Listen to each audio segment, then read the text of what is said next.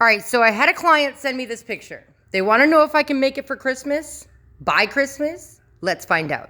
All right, so first we're going to build the frame for this. And if you don't know how to build a frame for your river tables and you're interested in learning this stuff, either search TikTok or I would go to my YouTube. I do really in-depth tutorials and I show you guys exactly how to do all this. So I build my frames usually with MDF or 1x2s, 1x4s, things like that. So whatever I got on hand, that's what I do. You're going to want to take into account overlap. So that's why I'm putting the two edges there. And this is going to make our box. This is a really pretty table, but I've only made one like this in the past. So I did an olive wood table with, it didn't have Petoskey's, it was dendritic opals. So I basically took these expensive ass rocks and made that expensive ass table, and now we're gonna do it with Petoskey stones. And I'm so freaking excited because me and my family go and search for like the best stones in Michigan, and this literally gives me a reason to go back out to the lake before snow. So like, yes please.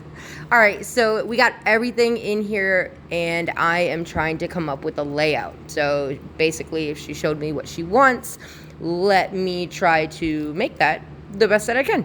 And she actually found me on Etsy, and surprisingly she hasn't seen my social medias, so just happens to actually be like 20 minutes away from me, which is really kind of cool.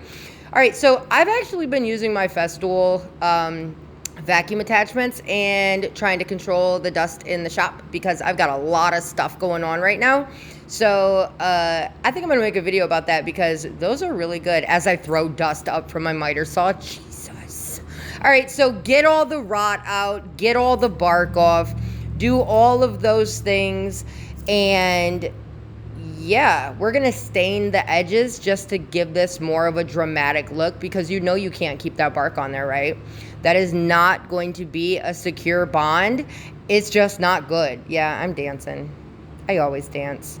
All right, so I'm gonna shape these pieces as if they were made exactly the way I want them, okay? So I'm taking the hard squared edges off and I'm gonna make this so that way it goes out and back into the table exactly the way she wants it, okay? So I am just getting a rough shape, and I am actually using my cut saw disc. I love this disc. If you're on YouTube, I will link this down below. If it's on TikTok, I will see if they have them in TikTok shop, and I'll link them. They do have the 90-degree angle clamps that I use. I've been using those for probably 3.5, 4 years. They're freaking amazing. I love them. So grab you some. They basically, she's got about 15 inches width to work with, and she wants a 15-inch wide table. So the legs that we're getting are actually 15 inches. So I don't have a lot of room for play here. That's why I'm using the 90-degree clamps, because there's not a lot of room for play, and this is going to reduce the amount of waste, okay? So, all right, I'm cleaning up all of the edges. If you don't know, you can't leave this on here. You cannot leave this layer on here. You don't have to take it off as much as I did, but I'm staining the sides anyways. You can do a faux live edge, just give it that color, but that, if you leave this on, it's gonna make your piece super freaking weak. And I'm sure you've seen somebody do it. I'm sure somebody on Facebook Marketplace or YouTube or anywhere else has made a table and left that on there, but I promise you they're going to remake that table or be refunding that client that money because it's gonna fucking crack. Do you hear me? All right, so I got out my second sheet of polyethylene, my HDPE sheet, just because the other one is took up. And now I'm going to basically make it so the resin doesn't stick to this frame. And I do that with tuck tape. Like I said, everything's gonna be linked below if you're on YouTube.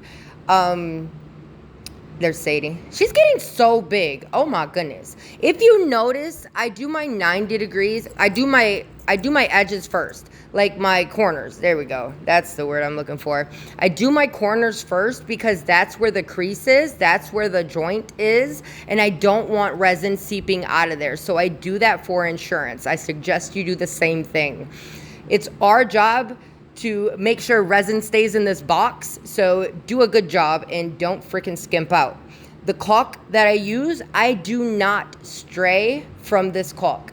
This brand, this caulk, I use white. I don't like black, and I don't use clear. The reason I use white is because I can see if there's any pinholes in this piece right here. Like if there's a pinhole or a bubble or something and you don't notice it, that's gonna be a leak and it's not gonna be good. You're gonna lose out on time, you're gonna lose out on money, so do a good job. I suggest getting a colored caulk. I've had the black caulk die. I was using basswood, and I've actually had the black caulk dye it. That's why I use white. All right, so here I am seeing which color do I want to use. I have Kona and black walnut. And I actually, when I was mixing it, I spilled, look, yep, I did that. All right, so after trying out both of these colors, that's the black walnut right there, and then this is the Kona. I really, really liked the way the black walnut popped. So black walnut on black walnut, yes please. And now we're gonna go in and we are gonna stain all of the live edge on this piece, okay? And this right here is just gonna give it, she said she's got really dark wood cabinets in her house. So this is going to just give it that, oh, what's the word I'm looking for? I'm gonna say boldness. It's gonna be like a statement. It's gonna be like, look at me, mother, you know? And then you're gonna look at it, because why wouldn't you? All right, so I am staining all these edges, and then we're going to see Santa. And it was really cute going to see Santa. If you want, I'll put a video out on that, because my kids are cute, and I've made amazing kids. So there's that. Not only do I make amazing wood stuff, I make amazing humans as well. Who would have thought? But I'm done with that, so let's just make wood stuff.